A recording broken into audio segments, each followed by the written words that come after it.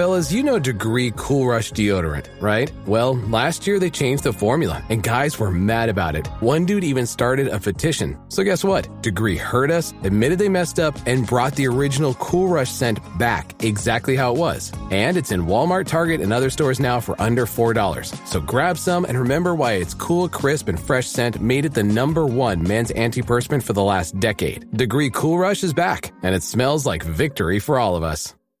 The last thing you want to hear when you need your auto insurance most is a robot with countless irrelevant menu options. Which is why with USAA Auto Insurance, you'll get great service that is easy and reliable, all at the touch of a button. Get a quote today. Restrictions apply. USAA. Hilton brings you new ways to stay. With experiences that let you capture the glory days. Introducing the Graduate Hotels. Each inspired by local college towns, these stays are always original and never boring. Get in touch with traditions all across the country and enjoy a stay that's a class above the rest. Book at Graduate Hotels with Hilton Honors Points at Hilton.com. It's a win-win. Hilton, for the stay. From the Fifth Quarter Studio in Madison, Wisconsin, you're listening to High School Hoops with your hosts, Steve Collins and Jake Stager.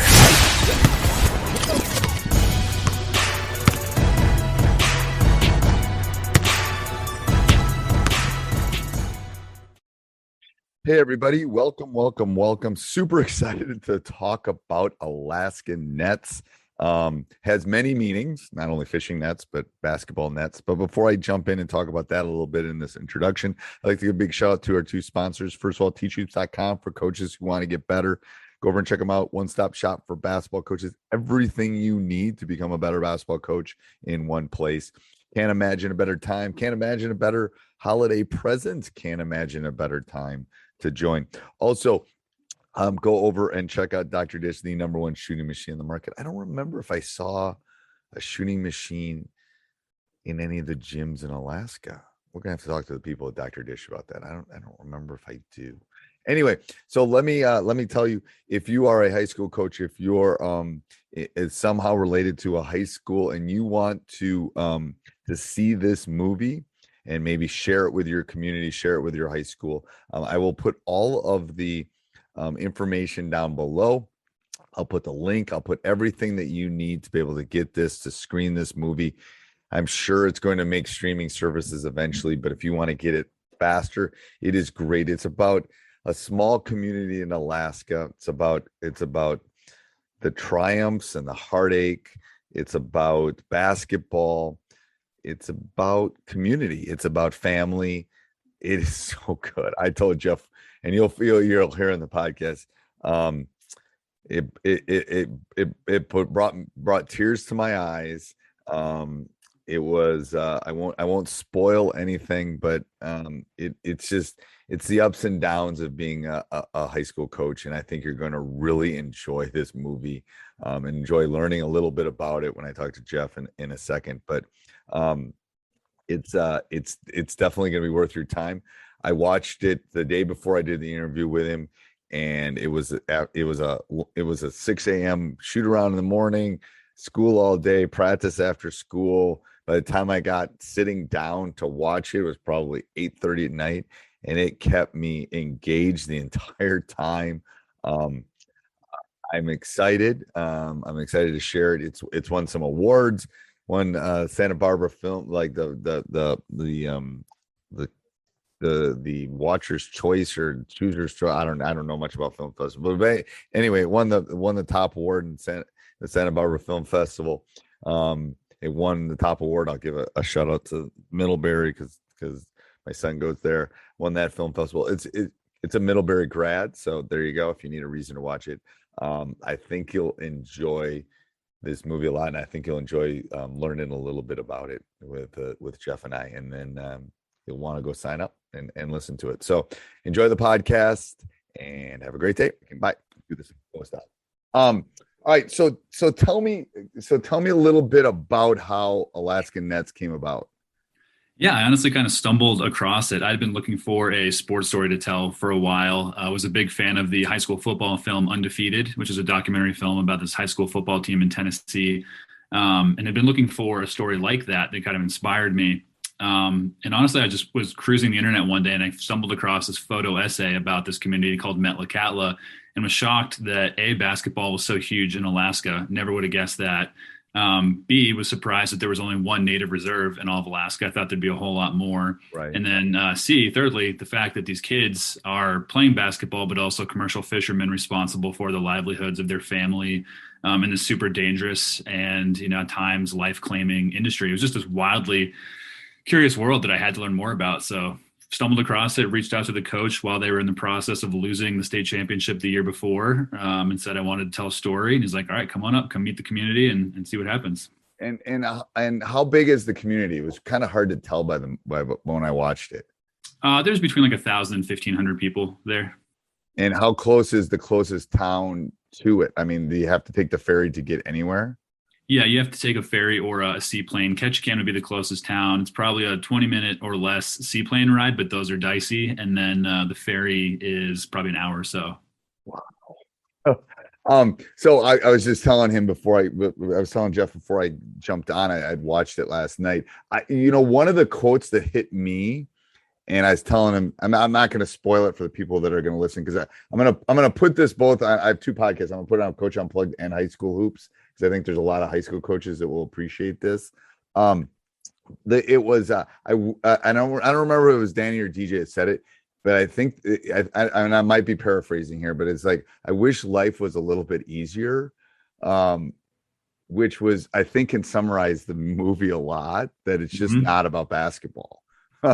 Oh, it's about way more than basketball. And I think if you're watching this, you probably realize, like, yes, it's a sports movie, but it's also not a sports movie at the same time. It's about life. It's about hardship and just finding something that helps your community go forward. And for many people, it is sports, but it's definitely deeper than that. And okay, so I'm gonna ask a filming thing. So how deep do they go? So part of it is the commercial fishing, but then if people watch it, they do diving to get specific things. I don't remember what it was, like urchins or something. How deep do they have to go to do that?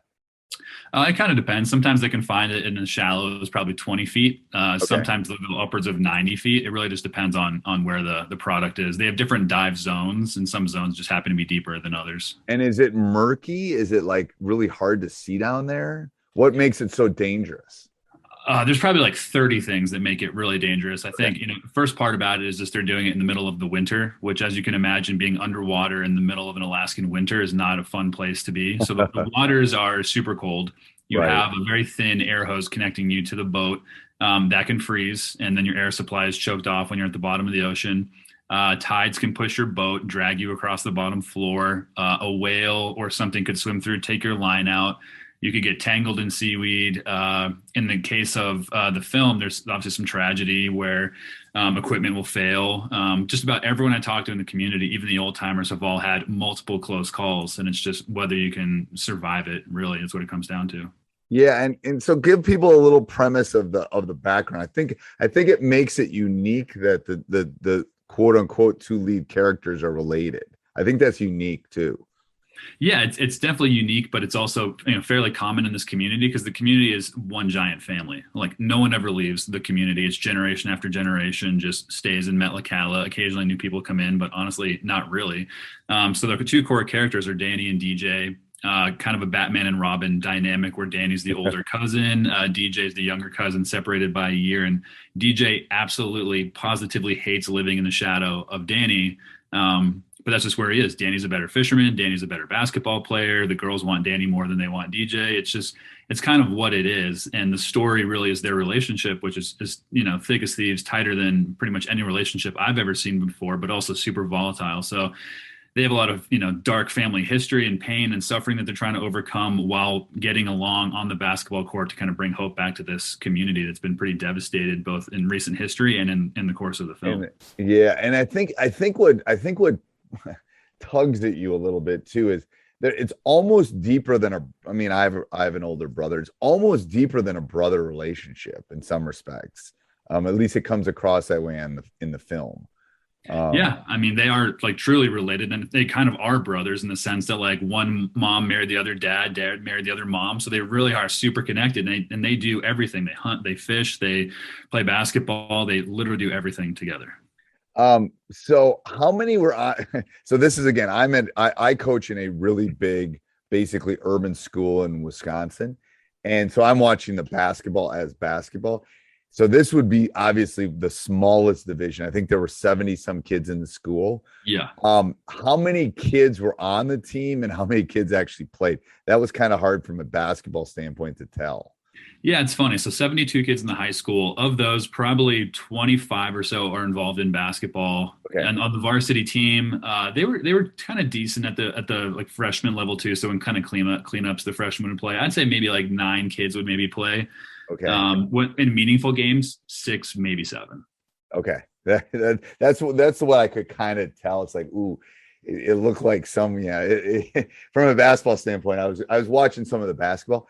I think, and I've done in my podcast, I've interviewed officials and other coaches in some bigger towns. And I was trying to explain it to my classes today. I said, it's kind of like planes, trains, and automobiles to get to your game. Oh, yeah. But it's ferries and it's all this, it's snowmobiles, it's whatever you can do. I found, and they couldn't believe when I was explaining to them that you stay overnight and then you have to sleep on air mattresses. And I mean, what's the distances they must put on is crazy to play basketball. It really is crazy. And even if it's geographically close, it's still impossible to get to. There's just no great transportation. And again, you're doing it in the middle of the winter when, everything is messed up in terms of travel logistics. So, I mean, it's thousands of miles before the season is over, and it's every travel method you can imagine. And yeah, you're sleeping on floors. And it was a rude awakening for me, having never experienced that, now trying to film in that environment, rolling around with these kids, but it's so second nature to them. It's not even that big of a deal. Right. It's just what they have to do. They don't know any difference. So we're doing this. So this will go up probably in the next week. I'm going to try to get it up so people can watch the film, but this is going up at the end of 2021. However, the film is almost 3 years old. Mm-hmm. And this lovely thing called COVID kind of showed up, and the entertainment world kind of came to a grinding halt. So we finished editing the film probably a year and a half ago, maybe a little bit more. Okay. But again, we were finishing as COVID was kind of starting up, and then film festivals were canceled. Distributors were going out of business, not buying. Theaters were closed. Even your traditional ones like ESPN, Fox Sports, HBO were no longer acquiring content because budgets were being slashed. People were being laid off. So just honestly, a brutal time to finish a film. So it was just a waiting game. I know you might not want to be on Netflix. It's a perfect Netflix film. I'm telling you right now. Anyways, from Netflix is listening. It's a perfect. Anyway. It kept I'd worked all day. I started watching like 8:30 at night, and it kept me engaged the whole. I mean, again, very good. It was unbelievably good. So you've won some awards. I'm gonna give a shout out to the Middlebury one because my son goes to Middlebury, so most people don't know where that is in the middle of Vermont. But Santa Barbara was a big one. That was recent, huh? Yeah, Santa Barbara was the world premiere, which was exciting for us. Again, we had kind of we'd held off on film festivals, A, because they were being canceled, and B, the ones that were coming back were strictly virtual. And we thought kind of how pointless and unfulfilling it would be to experience this film as the premiere from our homes on our computers. It just seemed wrong. So right. Santa Barbara was the first festival that had a hybrid live and virtual component where they did this big beachside drive-in down in Santa Barbara, right on the water. And actually Alaska Airlines was great. They flew the kids from the team down there, and they got to kind of see their story on the big screen with some family members. And I mean, those kids felt like total rock stars, for a day or two while they were down there. Well, they should, to be honest with you. I think that's really cool. Yeah. Yeah. So we won audience choice at that festival, which is the top overall award at the festival, kind of across all categories. And then, it's been weird because COVID's kind of gone up and down, and, festivals some have happened, some have been canceled. We went to a few others. We did go to the Middlebury Film Festival. I saw the hat, and I actually went to Middlebury myself. So there's a connection there. I didn't know you went to, when did you graduate from Middlebury? 2007.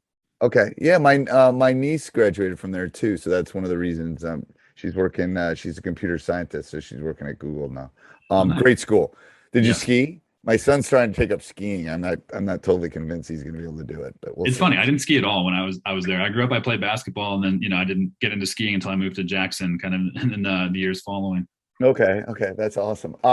So what's the plans for the movie? And then I want you to, I literally got your email. That's how I found out about the movie. Hadn't heard of it. So just explain to people how they can watch this movie. I will put all of this in the show notes so people can find it, but how can they watch this unique high school life movie that I'm not doing it justice, but Halliday presents, in the red corner, the undisputed, undefeated Weed Whacker Guy.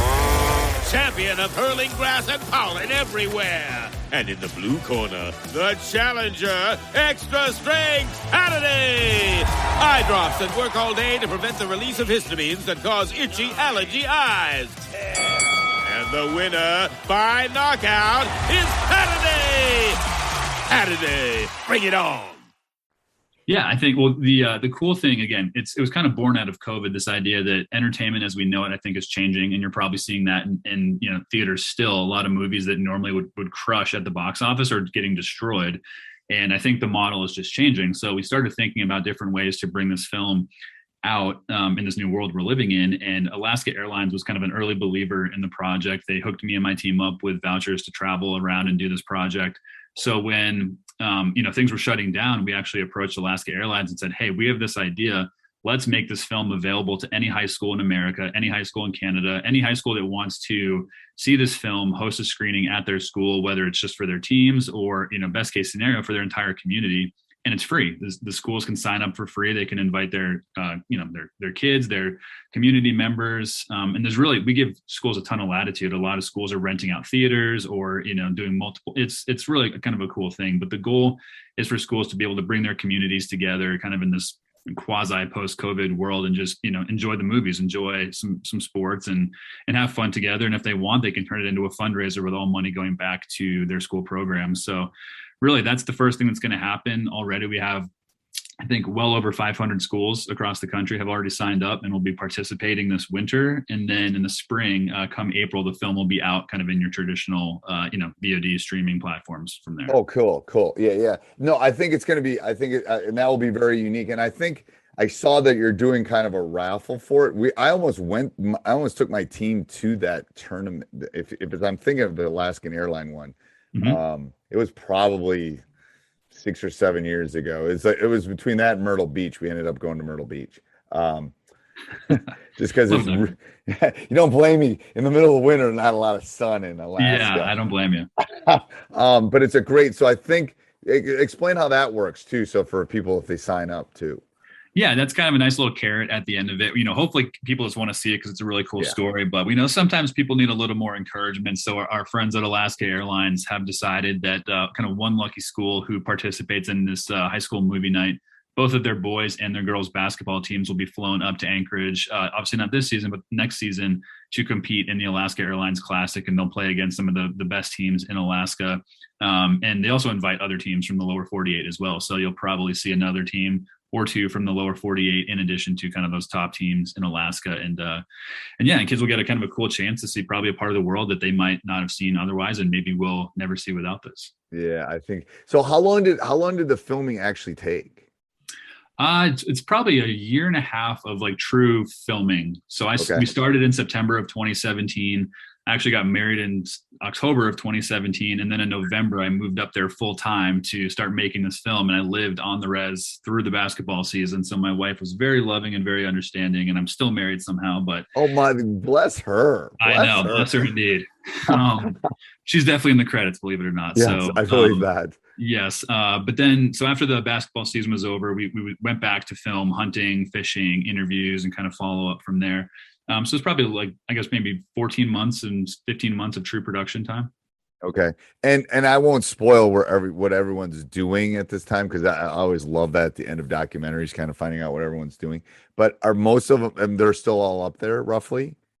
Yeah, they're all kind of in the, I think they've all migrated home if they weren't home already. So yeah, it's, it's a magnet. They don't get too far. Yeah. And are you a hunter and fisherman at all?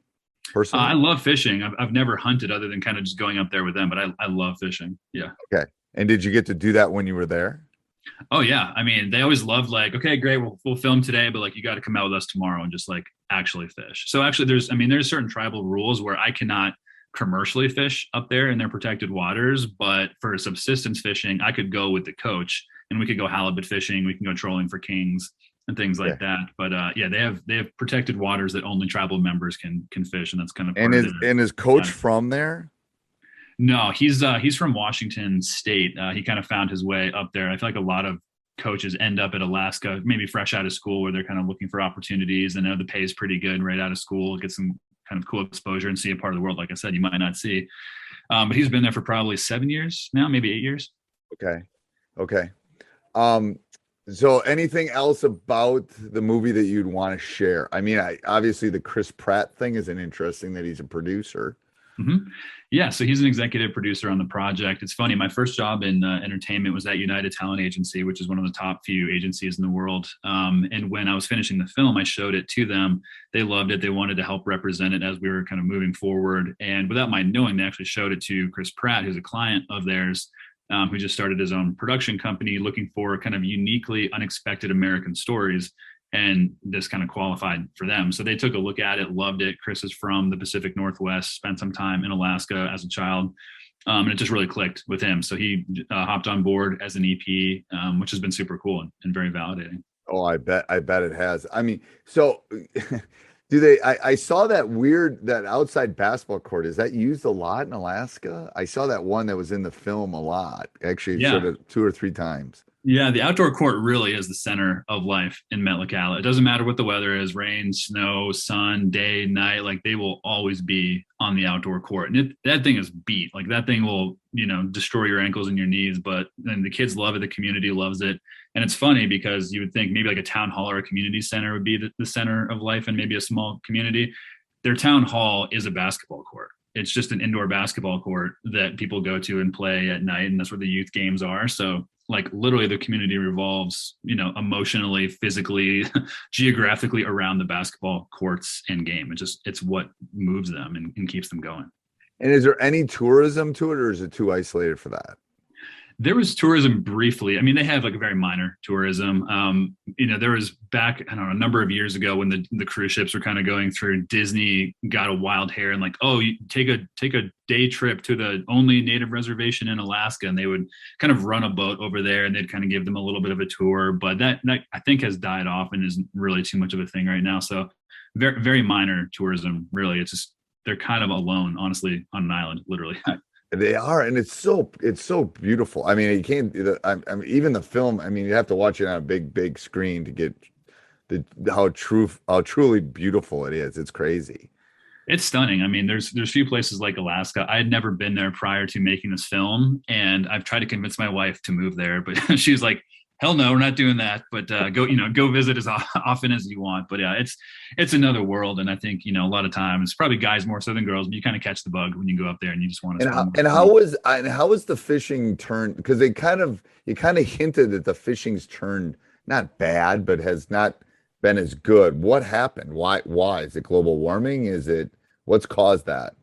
Yeah, there are a number of factors. Climate change is definitely a leading cause of it, but what happens is just kind of pushes the salmon further up and further out into the ocean. And basically the way salmon runs work is they kind of like the salmon go up the coast of Alaska, out the Aleutian Islands. And then when they come back is when the fishermen start to catch them. And you can just imagine when these giant schools of fish are coming up the Aleutian chain, every single fishing community gets first dibs at them as those fish are kind of going up the islands, around the corner, and all the way down to Southeast Alaska. So by the time they reach Southeast, the fishermen there are getting kind of the last crack at fish. So overfishing kind of in other parts of the ocean. I know the Asian fishermen are also kind of coming over and tapping some of the waters. But really, it's a combination of that overfishing and just the warming waters making it difficult to get the salmon returns they used to see. And they're really trying to get the salmon. So when they're going out, that's what they're trying to get with the nets. Yep, salmon is the primary thing. They used to have herring, but herring populations have more or less died off where they live, so they can't do that anymore. And ultimately, that's why they commercial dive in the wintertime. That used to not be a thing at all because it's super dangerous, and why would you want to do that? But when all the salmon went away, fishermen who used to make six figures in a few months in the summer were now, not even able to cover their bills. So they have to find another fishery, and diving was pretty much the only option on the island. Interesting. Do you keep in touch with Danny and DJ? Yeah, we text routinely. I've seen them a couple times since, and I think that's a relationship that will last, well into the future. Yeah, and I think you portrayed them as high school boys. I think you did. It's like, from someone that's taught for 30 years, it's a roller coaster, and you could kind of see it, but deep down you saw, and this is again someone that watched it yesterday, is you could see both special. They're high school boys. They're going through the ups and downs and those tribulations that they do, but you can see the sparkle. You can see that they love their community. They love their family. They love playing basketball. So I think you did a compliment to you again. I think you did a really good job. And sometimes those things can portray kids not maybe in necessarily the greatest light, but I think this really did. I mean, I feel like I know them and I don't know them. I feel like I could walk down that town and be like, oh man, look, it's DJ. So that's a compliment to you. It's funny. A lot of people have actually said that at the end of the film, it's like, I feel like I know them. And I think that's that's obviously a good thing. Like, you see them at the high, you see them at the low, and kind of everything in between. They are kids, but just what they're exposed to, I think, just ages them beyond their years. And maybe that makes them more vulnerable, but also relatable at the same time. I'm not sure. And I think what it does is, from someone that's, 2,000, 3,000 miles away teaching, in the Midwest, but upper Midwest, it's like kids are kids. Like, it doesn't matter. I go to South America. I mean, kids are kids, and you can kind of, that came across. It's like, yeah, as someone that's coached a really long time, there's a couple speeches Coach gave that I've probably given. Yeah. And definitely the one where he was not doing what he was supposed to do with the English. I've literally verbatim given that speech. Yep. I mean, so if the high school coaches are listening to this, you'll go, well, I've given that speech. Like, you better shape up. You better do what your teacher. I mean, we've all given that speech. So I think that's what, at least as a high school teacher and a high school coach, it was like, man, I can relate to that, and I can relate to that. And I've been there, and I've experienced that. So you did a really good job of kind of catching my day-to-day life, to be honest with you. So I appreciate that. Nice. Yeah, I think that's kind of what we're, again, so excited about this opportunity for high schools. I think a lot of schools around the country, while all of them are very different, they also are very similar in the same way. And I think a lot of schools will see their own parallels to this community at times. And then at other times they'll be like, wow, that is so completely foreign to me. And I think it will give kids a whole new appreciation when they're thinking about a road trip, or, I don't have to work. My parents take care of that for me. Or, oh man, I work at Subway. It's just different. Life is different, but it's also the same in many ways. It is. Well, thank you. I appreciate you sharing this with the world. I think it's going to be one of those films that affects a lot of people. So I appreciate you taking the time to talk to me tonight. Yeah, my pleasure. Thanks for having me on. Thank you. This podcast is part of the Sports Social Podcast Network.